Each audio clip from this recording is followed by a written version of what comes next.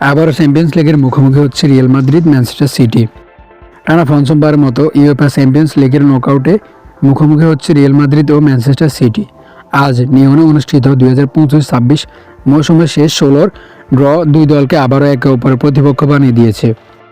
এছাড়া গত বছর ফিফা ক্লাব বিশ্বকাপের ফাইনালে খেলা পিএসজি চেলসিও এবার চ্যাম্পিয়ন্স লিগের কোয়ার্টার ফাইনালে ওঠার লড়াইয়ে মুখোমুখি হচ্ছে। এবারে আসরে লিগ পর্বে একবার মুখোমুখি হয়েছিল রিয়াল সিটি। আর আগে রিয়াল সিটি 2021-22 ও 2022-23 মৌসুমের সেমিফাইনাল, 2023-24 মৌসুমের কোয়ার্টার ফাইনাল এবং 2024-25 মৌসুমের নকআউট প্লে অফে মুখোমুখি হয়েছিল। মাঝে 2020 ও 21 বাদে সর্বশেষ 7 আসরেই 7বার দেখা হয়ে যাচ্ছে স্পেন ও ইংল্যান্ডের দুই শীর্ষস্থানীয় ক্লাবের। ড্রয়ে তুলনামূলকভাবে সবচেয়ে সহজ পথ পেয়েছে আর্সেনাল। লেভারকুসেনকে হারিয়ে কোয়ার্টার ফাইনালে উঠতে পারলে মিকেল আর্তেতার দল প্রতিপক্ষ হিসেবে পাবে স্পোর্টিং সিপি বা ডোডো গ্লিমিটকে। অন্য ফেভারিটদের মধ্যে রিয়াল মাদ্রিদ সিটির মধ্যকার জয়ী দলের প্রতিপক্ষ হবে বায়ার্ন মিউনিখ বা আতালান্তা। পিএসজি চেলসির মধ্যকার জয়ী দলের প্রতিপক্ষ হবে লিভারপুল বা গালাতাসারাই।